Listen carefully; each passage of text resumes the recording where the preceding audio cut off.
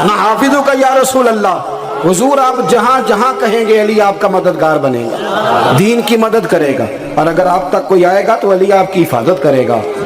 9 साल की उम्र में चले अली दीन की नौकरी पे, फिर बदर में भी पहली सफ में, ओहद में भी पहली सफ में, खंदक में भी पहली सफ में। एक जंग में हुजूर ने कहा अली तू रह जा, इस दफा रह जा। तो अर्ज की रो पड़े हजरत अली, दलेर आदमी थे, रो पड़े। कहने लगे हुजूर आप मुझे बच्चों और औरतों के पास छोड़ के जा रहे हैं, हुजूर मुझे ले चले, मैं मैदान का जिंदगी सारी गुजार दी, सारी जिंदगी गुजार दी। अपने जमाने में आपस का इख्तलाफ भी देखा, सारी जिंदगी शेर खुदा ने दीन को दे दी। कुफे की जामे मस्जिद में 21 रमजान को जब हजरत अली को खंजर लगा ना, तो तारीख में जुमला महफूज है, खंजर लगा ना जब वो 9 साल की उम्र में यारी लगाई, 63 साल उम्र हो गई, जब खंजर लगा तो कहने लगे फुज तू बे रब्बिल काबा, मुझे रब्बे काबा की कसम आज कामयाब हो गया हूँ। पानी परन सहेलियां ते रंगा रंग कड़े, असी भरिया उस दा जानिए जिस दा तोड़ चढ़े। कहा देखो भाई मैं आज कामयाब हो गया, मैं कामयाब हो गया। वो जो मैंने कहा था हुजूर मैं साथ रहूंगा, ते लै सजना सा तोड़ निभाई, जान दिती राह तेरे, दे दिया हर चीज दीन को दे दी। कौन सी प्रॉपर्टी छोड़ के गए पीछे, कौन सा निजाम बना के गए। इमाम हसन भी शहीद हुए, पता है आपको। इमाम हसन का भी दिन मनाना चाहिए कि नहीं, उनके यौम विसाल पे भी कुछ जलसा कर लिया करो, बड़े हैं इमाम हुसैन से। जिधर सारा जमाना चलता है उधर चल पड़ते हो। हदीस में जहां जहां नाम आया ना, पहला इमाम हसन का है, दूसरा इमाम हुसैन का है, और इमाम हुसैन के अपने जुमले हैं, फरमाते हैं मेरा भाई नहीं मेरा इमाम भी है, मेरा इमाम भी है। और आप फरमाया करते थे मैंने बड़ी चीजें उस हसन से सीखी हैं। जो उन्होंने सीखा एक बताऊं उसमें से, कुछ लोग थके थके हैं आप में से, हालांकि मैं तो ज्यादा सफर करके आया हूँ। अर्ज करूं जो उन्होंने सीखा है, सुनो। इमाम हुसैन खुद बताते हैं, फरमाते हैं कि अब मेरे भाई ना इमाम हसन अपनी एक बीवी को तलाक देना चाहते थे, इख्तलाफ शदीद हो गया, बात तलाक तक आ गई। मुझे पता चला तो मैं पहुंचा, मैंने कहा भाईजान क्या इख्तलाफ है भाभी से, सुना तलाक देने लगे हैं। फरमाया हाँ तलाक दे दूंगा। चली गई है मेके, फरमाया बताएं गलती क्या, क्यों दे रहे हैं। तो इमाम हसन फरमाने लगे हुसैन आपने कुरान नहीं पढ़ा। मैंने कहा जी पढ़ा है, बताएं। कहने लगे अल्लाह फरमाता है हुन्ना लिबासुल लकुम व अंतुम लिबासुल लहुन, मर्द औरतों का लिबास है, औरतें मर्दों का लिबास है। फरमाया मेरी बीवी में कोई कमजोरी होगी तो मैं पर्दा डालूंगा कि दुनिया को बताऊंगा। इमाम हुसैन कहते मैंने उठ के भाई का हाथ चूमा, मैंने कहा आयत मैंने पहले भी पढ़ी थी, तफसीर आज समझ में आई है, तफसीर आज समझ में आई है, मेरे बड़े भाई ने समझाई है, समझ में आई। कहते हैं कुछ दिनों के बाद इमाम हसन ने बीवी को तलाक दे दी। मैं फिर आया और मैंने कहा मेरे शानों वाले भाई आप भी बता दें क्या मसला था। तो कहते मेरा माथा चूमा मेरे बड़े भाई ने और कहने लगे हुसैन छोड़, वो गैर महरम बीबी है, मैं किसी गैर की बातें तेरे साथ क्या करूं, तलाक दे दी, गैर महरम हो गई, अब उसका जिक्र क्या छेड़ना। कहते मैं समझ गया कि मेरा भाई कुरान की उस रूह को जानता है जो हुसैन तक भी पहुंच रही है। भाइयों इमाम हसन रदी अल्लाह ताला अन्हु, आपको पता है ये कायनात का वो अजीम शख्स है, हसन इब्ने अली, वो अजीम हस्ती है जिसने ताज छोड़ दिया, तख्त छोड़ दिया, पर नबी पाक की उम्मत को जोड़ दिया। नबी करीम ने इनको अपने साथ बिठा के कहा था, सही बुखारी में मौजूद है, कहा ये मेरा बेटा हसन सैयद है, या मुसलमानों की 2 जमातें लड़ेंगी तो ये सुलह कराएगा। हजरत इमाम हसन ने तख्त छोड़ा, ताज छोड़ा, लेकिन मुसलमानों को आपस में इतनी बड़ी कुर्बानी, इतनी बड़ी कुर्बानी। यहाँ तो भाई छोटा सा मसला होता है, मस्जिद में अच्छे भले इमाम साहब नमाज पढ़ा रहे होते हैं, बच्चे पढ़ रहे होते हैं, और मस्जिद में तो तकरीबन 15-20 चौधरी इतवार मस्जिद में होते हैं। थोड़े पिंड तो नहीं है जी, चलो अल्लाह का शुक्र है जी, इतने नहीं थोड़े ने, चलो अल्लाह करे वो भी नाल ही रल जाए, दरवेश ही चंगी चुदरा दा की करना है। तो वैसे मैंने देखा है थोड़ी सी जो किसी शहर की बड़ी मस्जिद होती है उसमें 15-20 चौधरी होते हैं, और मौलवी साहब की मजबूरी है सब की मान के चलना, 2 की ना माने कारी साहब, 2 की। अब वो ये नहीं देखेंगे कि दीन का नुकसान हो रहा है, मस्जिद का मसला है, बच्चों का मसला है, उनको तो ज़ात का मसला है, मेरी नहीं मानी लिया था छुट्टी। वो खुदा के बंदो, हम 2 मिनट के लिए चुदराहट नहीं छोड़ते, दीन का नुकसान कर देते हैं। इमाम हसन ने पूरी हुकूमत छोड़ दी, पूरी हुकूमत। इतना बड़ा सखी कम आपको मिलेगा जो सखावत करे और नबी की उम्मत को बचाए सल्लल्लाहु, ये बात बयान नहीं होती। अक्सर नहीं होती, शायद पूरे करबला में आपने ना सुनी हो, इल्ला माशाल्लाह। इसको समझे इमाम हसन। और फिर मजे की बात, इमाम हसन भी शहीद हुए, उन्हें जहर दिया गया, और जब वो शदीद बीमार हो गए ना, जहर असर कर गया, तो इमाम हुसैन आए, बड़े परेशान हुए, रो पड़े, कहने लगे भाई मुझे बताओ किसने जहर दिया।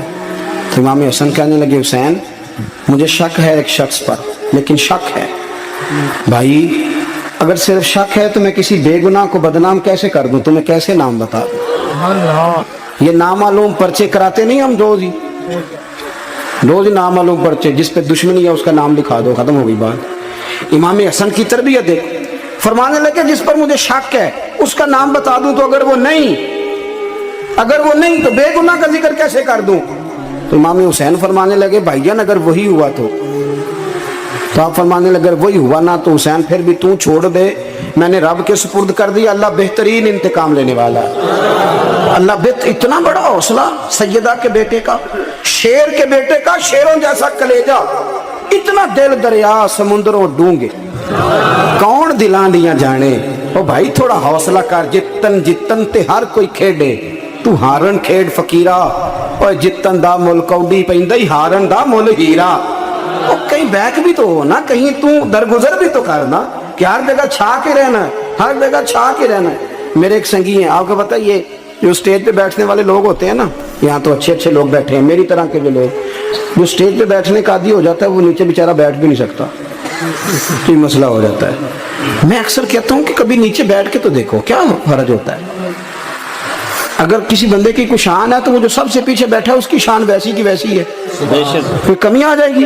कुछ भी नहीं। मुझे जाती तौर पर दयानतदारी से कहता हूँ, मस्जिद में बैठा हूँ, जब मेरे आने पे लोग नारे लगाते हैं मुझे तकलीफ होती है। मैं कहता हूँ यार नबी पाक की नात चल रही थी, उसका अदब ज्यादा है या अजमल कादरी का अदब ज्यादा है? छोड़ें आप, जो आया है वो बैठ जाएगा, खत्म हो गई बात। और वैसे भी जो लोग जलसों के लिए मेहनत करते हैं ना, बेचारे इश्तिहार लगाते हैं, मस्जिद की सफाई करते हैं, जो लंगर पकाते हैं, वो तो स्टेज पे आते ही नहीं, हालांकि ज्यादा सवाब तो उनको मिलता है, वो तो पीछे छुपे होते हैं। मैं कई दफा मुझे पता चल जाए ना इस कारकुन ने ज्यादा काम किया इस जलसे के लिए, तो मैं उसके कान में कहता हूँ मेरे लिए भी दुआ करी, इसलिए कि तूने मेहनत की है, तेरा अजर और है। हम तो शान से आए बैठे और छुट्टी कर गए। भाई थोड़ा पीछे भी देखे, नबी करीम के पूरे खानदान की कुर्बानियां, पूरे खानदान। दोपहर को खाना ना पकाओ तो हमारे बच्चे मोबाइल तोड़ देते हैं, और शाम को मर्जी का ना पकाओ तो वॉक आउट कर जाते हैं, कहते हैं ले आओ पैसे फिर बर्गर ले आइए, मेरी मर्जी का नहीं पका। सैयदा फरमाती है मेरे घर में महीना महीना चूल्हा नहीं जला, महीना चूल्हा। 3 रोजे रखे सैयदा फातिमा ने, मौला अली ने, इमाम हसन ने, इमाम हुसैन ने, और तीनों दिन इफ्तार के वक्त फकीर मांगने आ गया तो खाना वहां दे दिया। आपका क्या ख्याल है जो बेसब्रा आदमी हो वो करबला में जाके लड़ेगा? जिसको आदत ही ना हो बचपन से ठहरने की वो लड़ेगा? जो जरा सी बात पे डगमगा जाता वो लड़ेगा? स्टेज पे नहीं बिठाया तो लड़ पड़े वो लड़ेगा? ओ खुदा के बंदो, बड़ा हौसला चाहिए, बड़ा ज़रफ चाहिए। इमाम अली मकाम का एक कद है, उनका एक वकार है, उनका एक हुसन है। इमाम हुसैन रदी अल्लाह ताला अन्हु ने 25 हज किए मदीने से मक्के पैदल जाके, दोनों भाइयों ने। हर रोज 10 सिपारे कुरान पाक के इमाम हुसैन पढ़ते थे। हजरत अब्दुल्ला इब्ने जुबैर कहते हैं मैं सैयदा फातिमा के बेटे हसन और हुसैन से जब भी मिला हूँ, दोनों भाइयों ने रोजा रखा हुआ होता था। उन्होंने अपनी जिंदगी तकवे से गुजारी, परहेजगारी और सखावत। सुभान अल्लाह। पता है सखी मालदार नहीं होता, हुजूर ने फरमाया बंदा दिल का गनी होता है। मालदार तो बंदा बनता ही तब है जब पैसे जमा करे, सखावत करने से थोड़ी मालदार बनेगा। इसलिए दरवेश कहते हैं माला वाले सखी नहीं होंगे, सखियां कोल माल नहीं होंदा। सुने बहुत बड़ी सखावत की अपनी जिंदगी में, सारी जिंदगी सखावत में गुजार दी, सारी जिंदगी। इमाम हसन ने भी, इमाम हुसैन ने जो आया दे दिया, जो आया दे दिया। हजारों दिनार आते। एक दिन एक फकीर मांगने आ गया तो इमाम हसन हुसैन दोनों थे। कहने लगा मैंने सुना है बड़े लाजपाल हो, गरीब हो, तो मेहरबानी हो जाए। फिर मैं बैठ जाओ, रिज़्क़ आने वाला है। थोड़ी देर गुजरी तो 3000 दिनार आए। वैसे मेरे को 3 लाख रुपया होते मसीते किन्ने देने चाहिए? मैं अपना तो पूछना, तो पूछिया ही नहीं, मैं मशवरा पे लेना। 3 लाख जो मेरे को होते मसीते किन्ने देने चाहिए? तुसी ज़ाहिर है उनको दयानतदारी वाला मशवरा ही देना है ना, जिन करना जो ही दसना जे ना। कितना 1000 हैं? मैं कभी कभी प्यार से बात सुनाता हूँ। एक संगी मेरे पास आया, कहने लगा सब दुआ करो अल्लाह मैंने पैसे दे, मैं उधर राज देंगा। मैं कहा अल्लाह ने 10 करोड़ दे, 9.5 करोड़ तेरे राज दे छड़ेगा। वो भी हसी आई है जिमें तुसी हसे हो ना, आमीन नहीं सुआ की, या चुप कर गया या कूड़न लग गया। और मैं क्या कर्मा लिया आमीन ते आख, तेनू ते 50 लाख फिर भी पिया बचदा सी, लेकिन असी दुआवां च भी 9.5 करोड़ देने लिए तैयार, नाराज ना होना, दुआवां च भी तैयार नहीं, मिजाज ही नहीं, तबीयत ही नहीं। सैयदा फातिमा ज़हरा के पास 40 ऊँट खड़े थे। एक बीबी आई, वो कहने लगी अम्मा जी ये जो ऊँट खड़े हैं ये मेरे हैं, अब बताएं मैं अल्लाह के रास्ते में दूं तो कितने दूं? सैयदा फातिमा कहने लगी एक बकरी दे दे। तो कहने लगी हुजूर अगर आपके पास 40 होते तो आप कितने देती? सैयदा फरमाने लगी मैं सारे के सारे दे देती। तेरे लिए मसला और है, मेरे लिए फतवा और है, सारे दे दे। 3000 दिनार आए इमाम हसन और हुसैन के पास, फकीर बैठा है। फकीर कहता मेरे दिल में ख्याल था कि 5-10 दे दें तो मेरी मौज बन जाएगी, पर मुझे नहीं पता था कि इतने सखी घराने के पास आया हूं। 5-10 दे दें तो मौज बन गई। कहते इमाम हसन ने 3000 दिनार मेरी हथेली पे रखे और मेरा माथा चूम के कहने लगे यार मेरा तो ख्याल था कि तेरे इंतजार पर तुझे कुछ मिलेगा, पर ये रख ले, मुझे पता होता कि तुझे इतना मिलना है तो मैं तुझे इंतजार न कराता। जल्दी दे, खुद भीख दे, खुद ही कहे मंगते का भला हो। अपनी जिंदगी नफासत से गुजारी अहले बैत, कुर्बानी दे के गुजारी। हज़रत इमाम हुसैन रज़ी अल्लाह ताला अन्हु ये हुजूर की औलाद पाक हैं। पैरों को ना थोड़ी मिट्टी लग गई,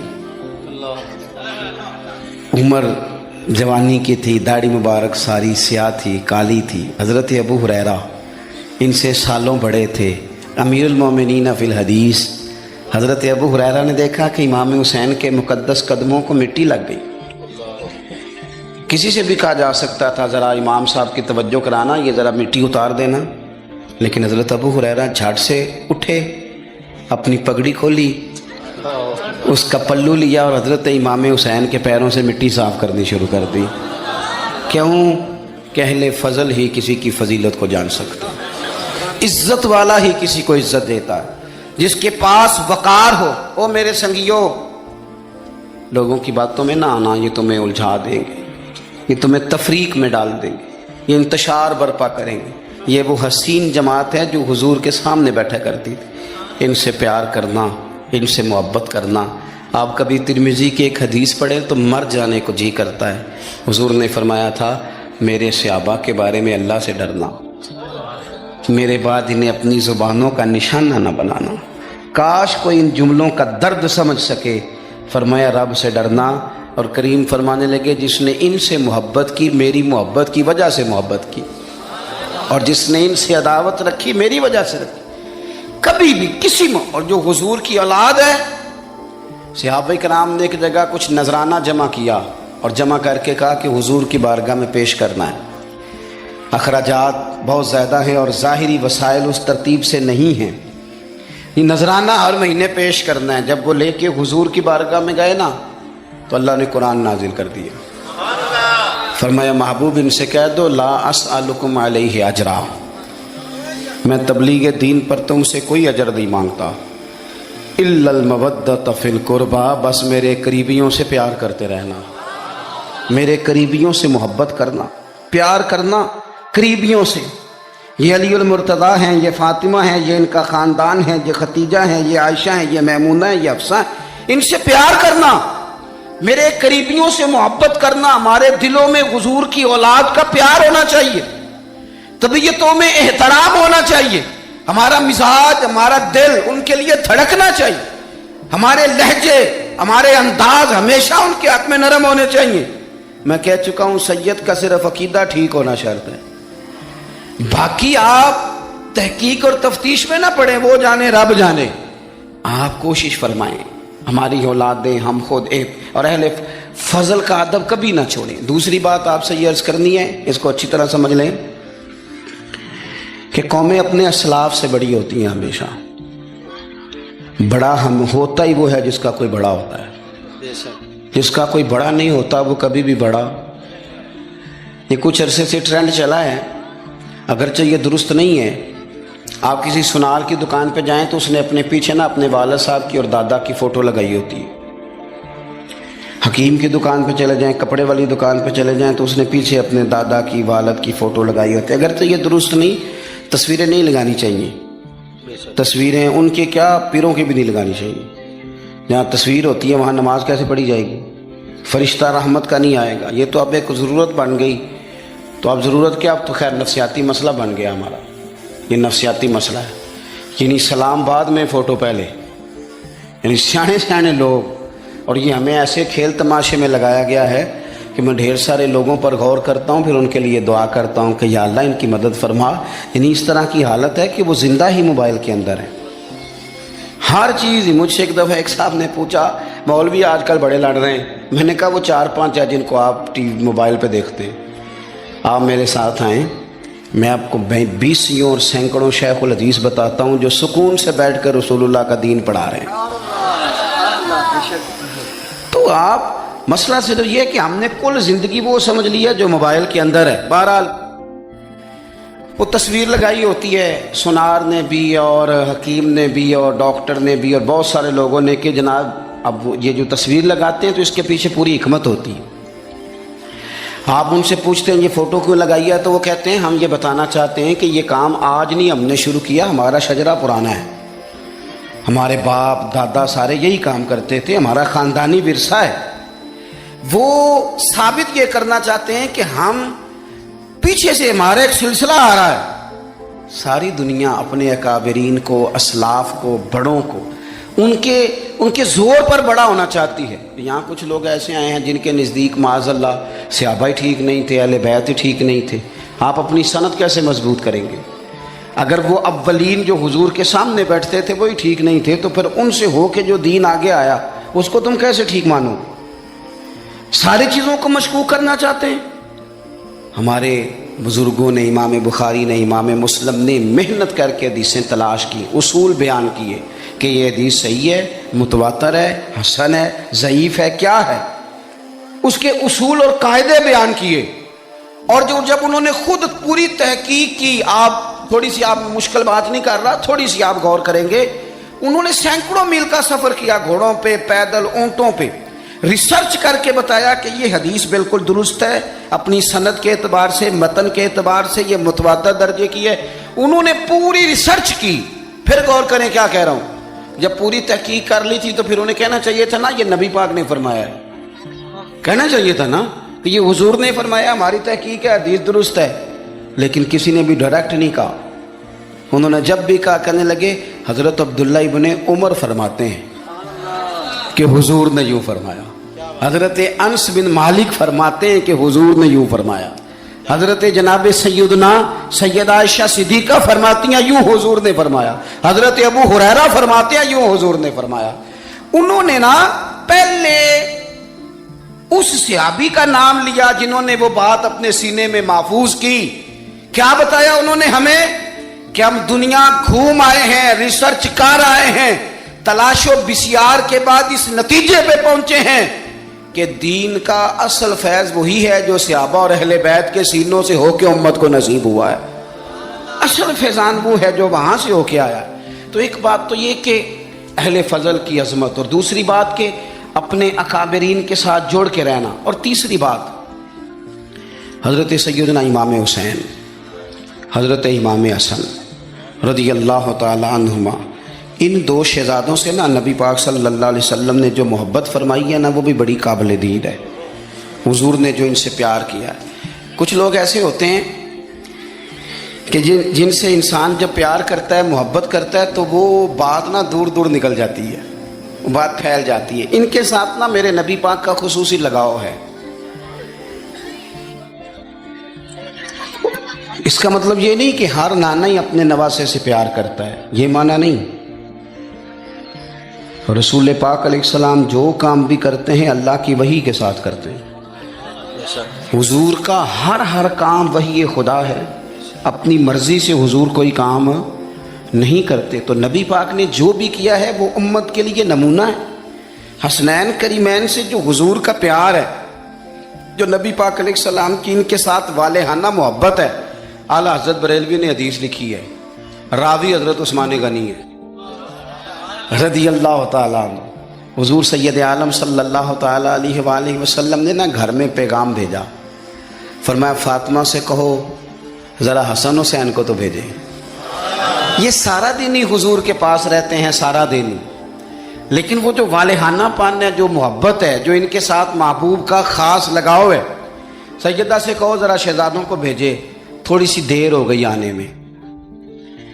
اعلی حضرت فرماتے ہیں یوں لگتا جیسے سیدہ فاطمہ کپڑے نہیں ماں بدلنے لگتی بچوں کے، خوشبو نہیں لگانے لگتی، تھوڑی تیاری میں دیر ہو گئی تو محبوب نے نظریں جمائی ہیں اس حجرے کی طرف جہاں سے امام حسن اور حسین نے آنا ہے۔ رحمت کے عجب ہی جھمیلے ہیں، حسنین یہاں پر کھیلے ہیں۔ تو دونوں شہزادوں جب دروازہ کھلا تو حضرت عثمان غنی کہتے ہیں بچے جب نکلے نا دونوں تو یہ کوئی 10 15 50 100 میل دور سے تھوڑی آ رہے ہیں، تو یہیں رہتے ہیں، محبوب کے قرب خاص میں انہیں سایہ کرم ہر وقت نصیب ہے۔ لیکن نبی کریم علیہ السلام کا جو والہانہ پن ہے، جو ان کے ساتھ حضور کا رشتہ محبت ہے، جیسے ہی دونوں شہزادے آئے حضرت عثمان غنی فرماتے ہیں محبوب نے مقدس گھٹنے زمین پہ رکھ دیے اور دونوں بازو کھول دیے۔ ایک شہزادہ اس سینے سے لگ گیا اس کندھے سے، ایک اس کندھے سے لگ گیا، اور پہلے بھی حضور پیار کرتے تھے پر آج تو رخ ہی بدل گیا بات کا۔ اللہ کے پیارے حبیب علیہ الصلوۃ والسلام فرمانے لگے اے اللہ، یہ دونوں شہزادے کندھے سے لگے ہوئے، حضور فرمانے لگے اے اللہ میں ان دونوں سے محبت کرتا ہوں، تو بھی ان سے محبت فرما۔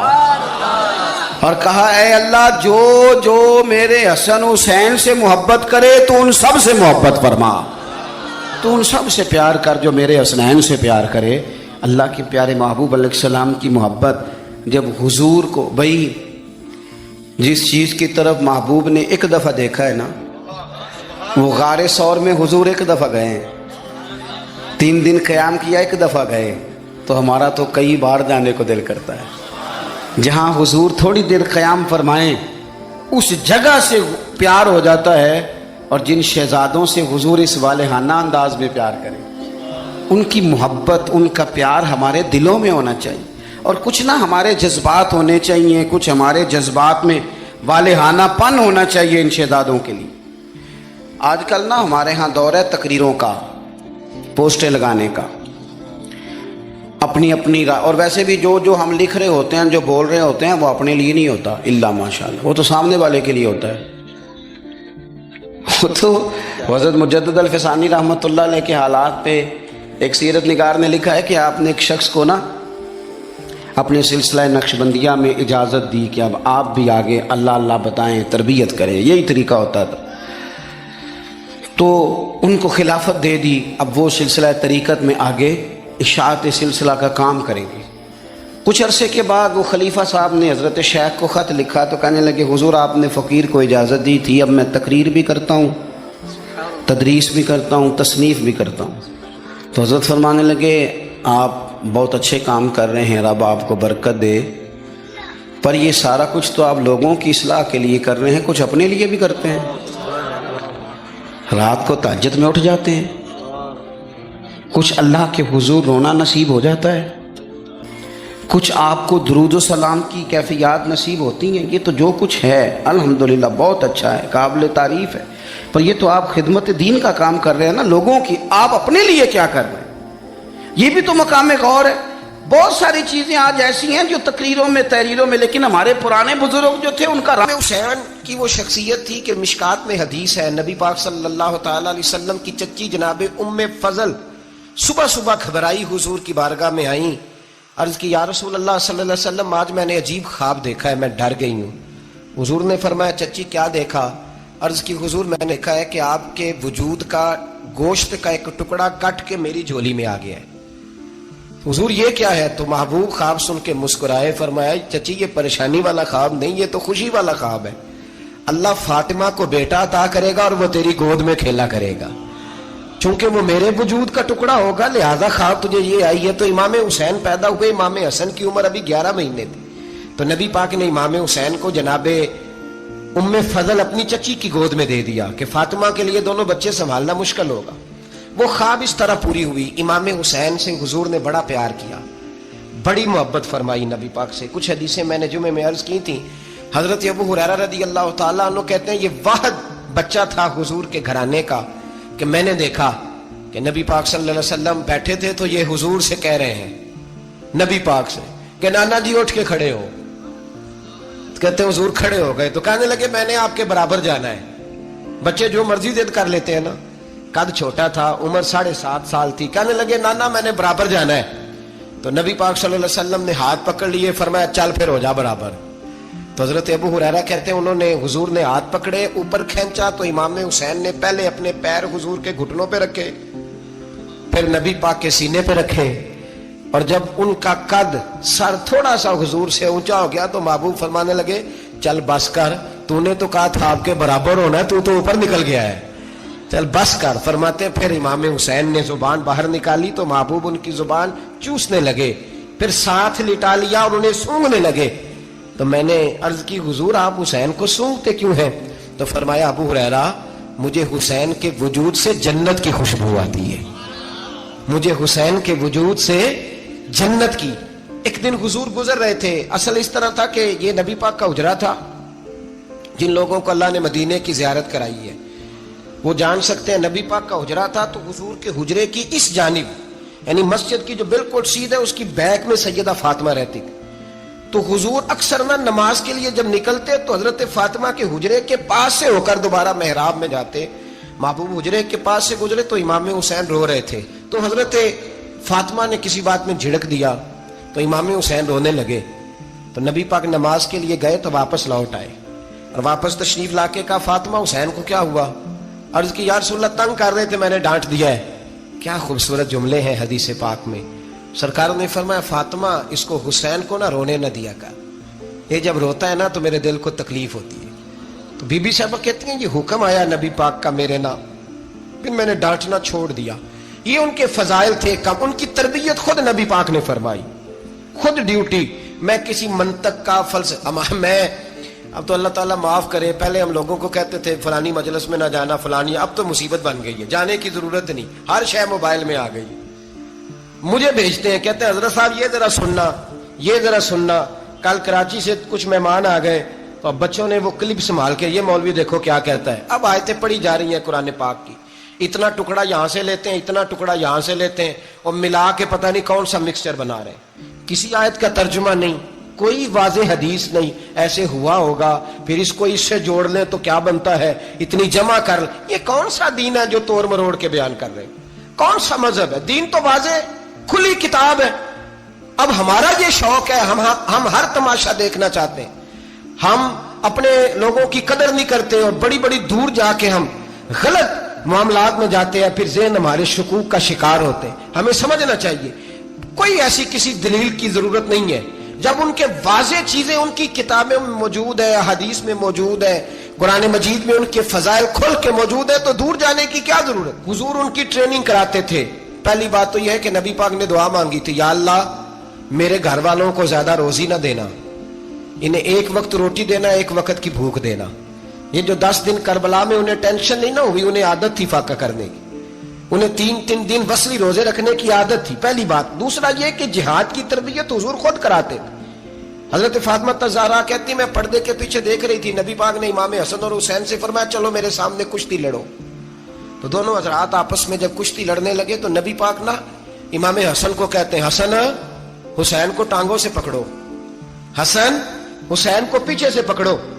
جب نبی پاک بار بار امام حسن کو بتا رہے تھے تو سیدہ پیچھے سے بول پڑی, کہنے لگی یا رسول اللہ آپ چھوٹے کو بتائے, آپ بڑے کو بتا رہے ہیں. بڑا تو پہلے 11 مہینے